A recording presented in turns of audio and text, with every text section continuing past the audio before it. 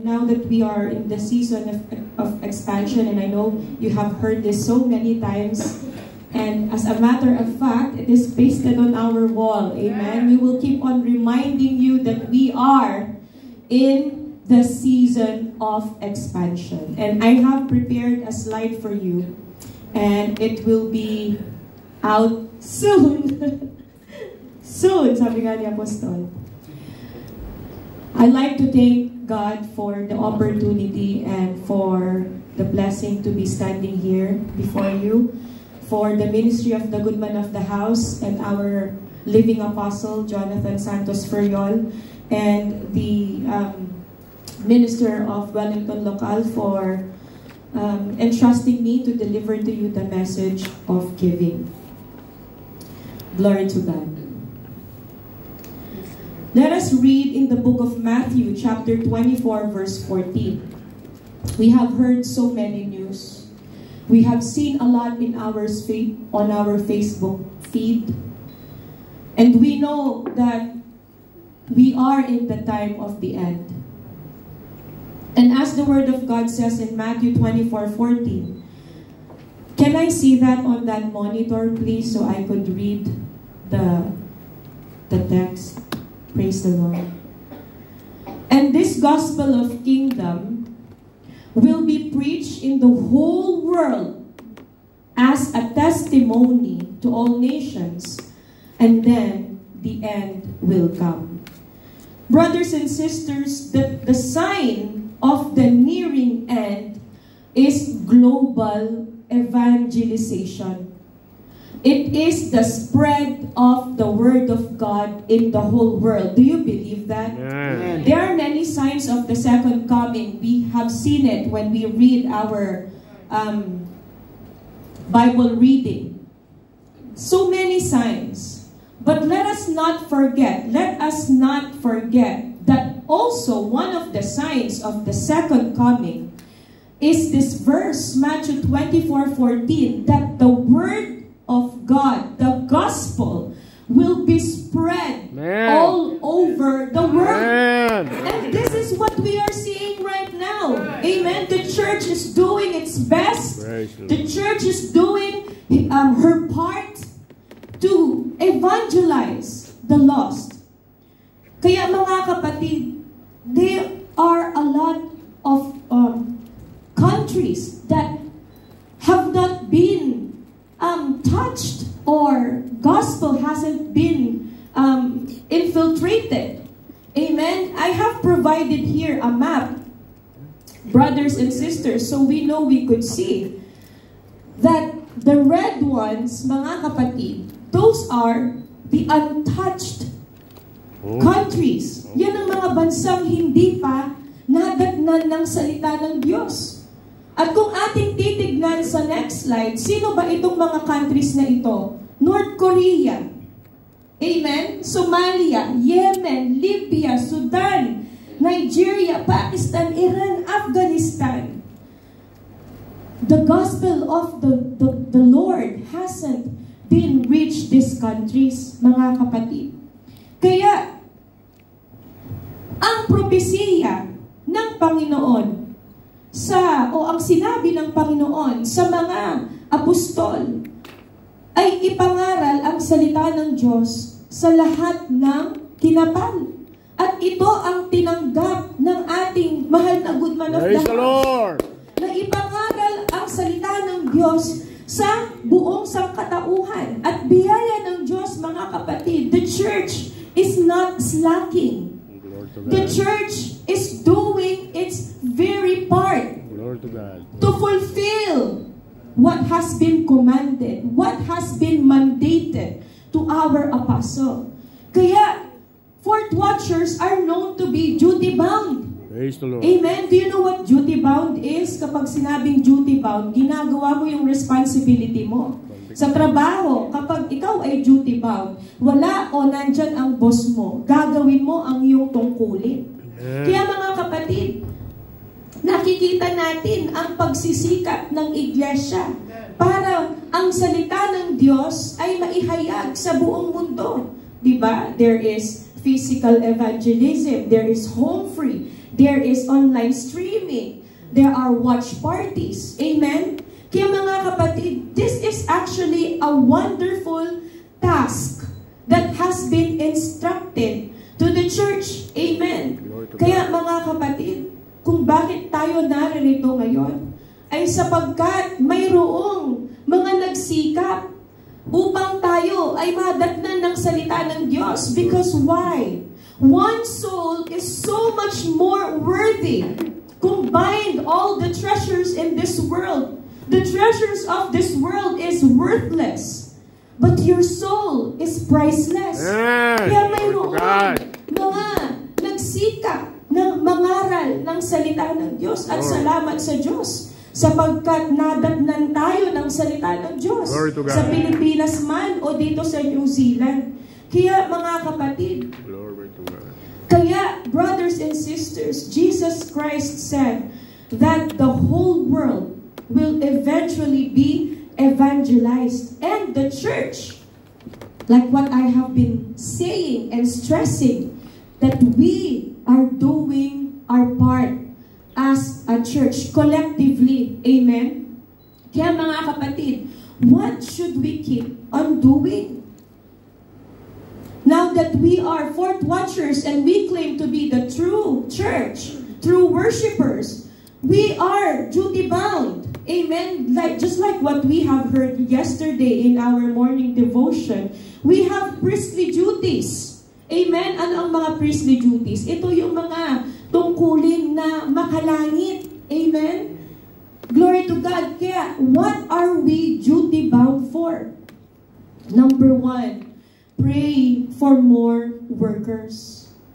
Pray for more workers, especially, brothers and sisters, for those who feel called to the full-time ministry.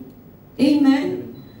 This is our common prayer request. Naririnig natin ito sa ating mga prayer request na tumawag pa ang ating Panginoon ng mga manggagawa, ng mga taong may puso upang ipahayag ang salita ng Diyos. And this is actually a biblical mandate. Do you know that? That we have to pray for workers? This is a biblical mandate. Let us read in the book of Luke chapter 10 verse 1 to 10 or 1 to 2. The Lord now chose 72 and other disciples and sent them ahead in pairs to all the towns and places He planned to visit.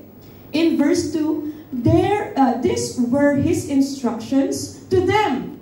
The harvest is great, but the workers are few. So, pray to the Lord who is in charge of the harvest. Ask Him. What does the verse says? Ask Him to send more workers into His fields. This is a biblical mandate. Meaning, inuutusan tayo ng salita ng Diyos na tayo'y manalangin upang ang Panginoon ay magpadala pa ng mga manggagawa, tumawag pa at kilusin niyaong mga nais magtalaga. Kaya mga kapatid, alam nyo, ang isang may-ari ng lupa, kapag alam niyang malapit na ang sakahan, at malapit na ang bagyo, hindi niya hahayaan na dadalawa lang ang kanyang manggagawa. Tatawag siya. Because that, whoever owns the field doesn't want his crops to be withered. Apply that as human beings. Ang Panginoon ang may-ari ng sakahan. At ang mga palay, tayo yun, mga tao yun. At hindi hahayaan ng Panginoon na ang mga tao, ang mga palay ay masira. Kaya anong sabi ng Panginoon? Manalangin kayo upang magpadala siya ng mga manggagawa. This is what we are duty-bound for. We have to pray. That's why in the season of expansion, the apostle is highlighting to us to pray more. Amen? Have we ever prayed for more? Amen. For more laborers in the field? Na ipanalangin ba natin yan, mga kapatid? Don't look too far. Just look at Wellington. We need more laborers in Wellington. in New Zealand. Amen? But what God is instructing us according to His words, pray more. Why? Because He knows there are more people that needs salvation. Amen? Kaya mga kapatid, at tayo bilang tulong, pagpapasalamat at ganti doon sa mga naghandog at nagbigay ng kanilang mga buhay, tayo din ay may duty, no, na suportahan ang mga tinawag ng Panginoon. Amen? Purihin ang Panginoon. Gaya ng sinabi dito, mga kapatid, sa aklat ng if we see in Luke chapter 10, in Acts chapter 10 verse 1 to 2, this is a very, very true, inspiring story from Cornelius. Mga kapatid, sasabihin ko na lang ang kwento. Ang kwento dito, Cornelius is a soldier, kapitan. Pero ang kanyang buong sambahayan, mga kapatid, may takot sa Diyos. Ngayon, nananalangin si Cornelio. Nakita ng Panginoon, narinig ng Panginoon ang kanyang pananalangin sapagkat hindi pa nga siya ligtas. At ngayon, ang kaligtasan dumating hindi lang sa Hudyo, kundi pati sa mga Hentil. At nananalangin si Cornelio. Dininig ng Panginoon ang panalangin ni Cornelio at sinabi dito sa Acts chapter 10 verse 4. Staring at the angel and feeling afraid, Cornelius said, "What do you want, sir?" The angel said to him, "God has heard your prayers and has seen your gifts to the poor. He has remembered you and all that you have done." Kaya mga kapatid, ano daw? Pinakinggan ng Diyos ang panalangin ni Cornelio. Kaya mga kapatid, anong ginawa ng Panginoon? Pinadala niya si Pedro. Amen. Para ang sambahayan ni Cornelio maligtas. Amen. Sapagkat ililigtas ng Panginoon ang nais niyang iligtas. Mga kapatid, nagpahayag ang Panginoon kay Pedro Sabi niya, kaya nagsalita si Pedro dito sa Acts 10:34-35. Kaya nagsalita si Pedro, ngayon alam ko nang walang pinapabura ng Diyos. Kung ang tao ay may takot sa Diyos at tama ang kanyang ginagawa, kahit ano ang lahi niya'y tatanggapin siya ng Diyos. Kaya mga kapatid, our church is growing global. Anong lahi man, mga kapatid, dahil our reference is the Word of God. At kahit anong lahi niya'y tatanggapin siya ng Diyos. Kaya mga kapatid, I want you to see these videos. Yan, mga kamag-anakan natin sa dahon ng Africa. Who would have thought the church will reach Africa? Why?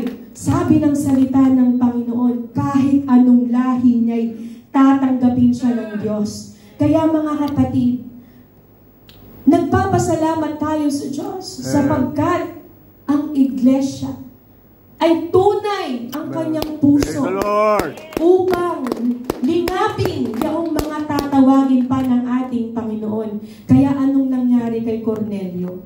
Basahin natin sa Acts 10:47-48. Natanggap na nila ang banal na espiritu tulad natin kahit hindi sila mga Hudyo. Kaya wala nang makapipigil sa kanila para bautismuhan sila sa tubig. At inuutos ni Pedro na bautismuhan sila sa pangalan ni Jesucristo. At pagkatapos nun, pinakausapan nila si Pedro na manatili muna sa kanilang ilang araw. Cornelius and his household is not different from these people. We've seen the list of countries that are still unreached. Brothers and sisters, we have to pray for them. Amen. We have to ask for more workers to reach those places. Bakit? Mga kapatid, hindi dahil taga-Afghanistan sila, hindi sila ililigtas ng Diyos. No! The Word of God says to all nations. Amen? Kaya mga kapatid, walang pinapabura ng Diyos. Sabi ng salita niya kahit anong lahi magliligtas at magliligtas ang ating Panginoon. Praise Ano the lang Lord. ang kailangan natin gawin? Una, manalangin muna tayo. Ipanalangin natin na magpadala ang Panginoon ng mga manggagawa. No? Kilusin yung mga gustong magtalaga o may puso sa kanyang gawain. Number 2, what are we duty bound for, mga kapatid? Support or ongoing financial support for evangelism. Who are we going to support? Of course, those who dedicate their lives to the ministry. Sino pa, mga kapatid? To support or ano pa? Contribute to a broader mission efforts. This season of expansion is a mission effort. Amen? Hindi lang ito yung naisipan ni Apostol. Ay, season of expansion kami ngayon. Dahil parang magandang topic. No! This is a divine appointment. Amen. Everything has a season. And praise be to God because we are in the end times. At sinabi ng salita ng Diyos, darating ang salita ng Diyos sa lahat ng dako. At ganito ang ginagawa ng ating iglesia. Ng iglesia ng Panginoon. Bakit? Sapagkat ang karunungan ng Panginoon ay binigay sa ating apostol upang matupad ang salita ng Diyos. Kaya hindi talaga natin mapipigilan ang mga ebidensya. Amen. Ang salita ng Diyos ay hindi lang alamat. Ang salita ng Diyos ay totoo. Kaya nangyayari na. Amen. Nakikita na natin, mga kapatid. Kaya, mga kapatid, anong kailangan natin gawin? We have to give financially. Amen. Why? Because giving financially enables the church, the missionaries, and other ministries to reach people with the message of God. Kaya yung home free, mga kapatid, alam ko, malamang bugbog na yung tenga nyo sa home free. Pero totoo yun eh. Amen. Yung mga binibigay natin, doon din naman napupunta. Yung mga binibigay natin, hindi ito nawawaldas. Hindi yan nawawaldas. Nakikita namin kung paano pangalagaan ng iglesia ang mga ipinagkakaloob ninyo. Amen. Mga kapatid, sa biyaya ng Diyos, napapangasiwaan ang ating mga ikaput-kaloob sa tamang pamamaraan. At dahil sa matalinong pangangasiwa na dumadaloy hanggang sa mga manggagawa sa mga iba't ibang lokal, nakikita natin ang pagtatalaga ng bawat lokal na iglesia, kung paano pagsikapang iparating ang salita ng Diyos. Kaya mga kapatid, gamitin nating makabuluhan ang ating mga tinatangkilik. Let us find a place of greatest impact. Mamaya gagawin natin yan. We will find a place of our greatest impact. Naisin natin sa pagbibigay ng kaloob at ng ating mga ikapo. This will be one of our greatest impact. Amen? Kaya mga kapatid, God wants someone who is faithful. He wants you. He wants you to continue this giving, to continue to financially support the work of God. Amen. Because we are talking about the whole world. And if you really want Jesus to come back, do you want Jesus to come back when you are alive? Amen? That's true because Jesus will come back and some of the people are still alive. Some will be dead, but there are few who are alive. Kaya kung gusto natin na mapabilis ang pagbabalik ng ating Panginoon, sabi ng salita kanina darating ang wakas kapag ang salita ng Diyos narinig na sa buong sanlibutan.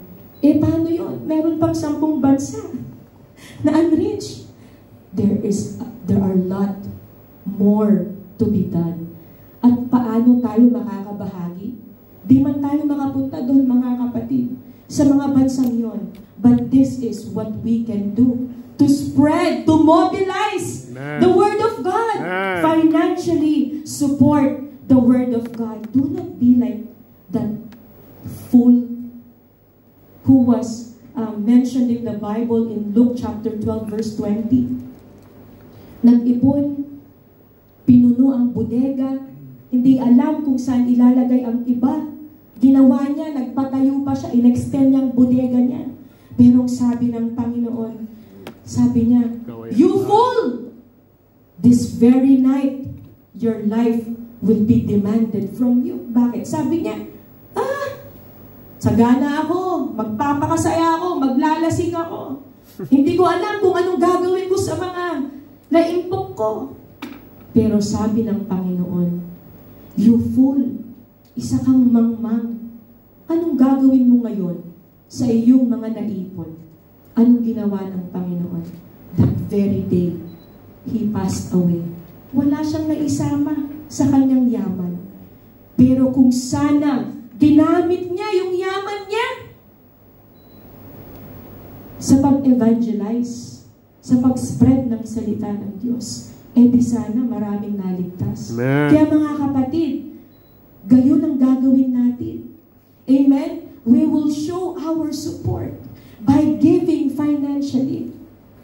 Kaya mga kapatid, kung ito ang isang bagay na at the moment hirap nating ma-overcome, nasain natin. Amen. Amen. I just want to testify in my kawan, hot flock. I am so blessed by the grace of God that 80% of our members are titers. And just recently, brothers and sisters, isang kapatid nag-send ng kanyang ikapo. Mga kapatid, purihin ang Panginoon. Kaya mga kapatid, hindi huli ang lahat. Magtiwala tayo sa Diyos. Amen. Again, praise the Lord. Let us use our financial resources in the place of greatest impact. Kaya mga kapatid, ano ang pangako ng ating Panginoon? In Philippians chapter 4, verse 18 to 19, now this promise is not for everyone. If you read chapter 16, verse 15 and 16, you read that at home, but this is not applicable for everyone. This promise is only applicable to those who are actively involved in supporting the mission of the Lord. I'm talking to you right now, to those who are actively supporting the mission of God. Sabi dito, "At dahil kayo'y na kay Kristo Jesus, ibibigay sa inyo ng aking Diyos ang lahat ng pangangailangan ninyo mula sa kasaganaan ng kayamanan niya. My Lord God in heaven has plenty of good and valuable things because you belong to Christ Jesus, and God will give to you everything that you need." Praise the Lord. You know who you are. Amen. Sabi ng Panginoon, ibibigay ko sa iyo lahat ng iyong pangangailangan. Bakit? Dahil ibinigay mo ang iyong lahat para sa aking gawain. Purihin ang ating Panginoon. Ang Diyos ay mabuti. Lord to God, tayong lahat ay tumayo at ating ibigay ang ating mga ikapo at ang ating mga kaloob.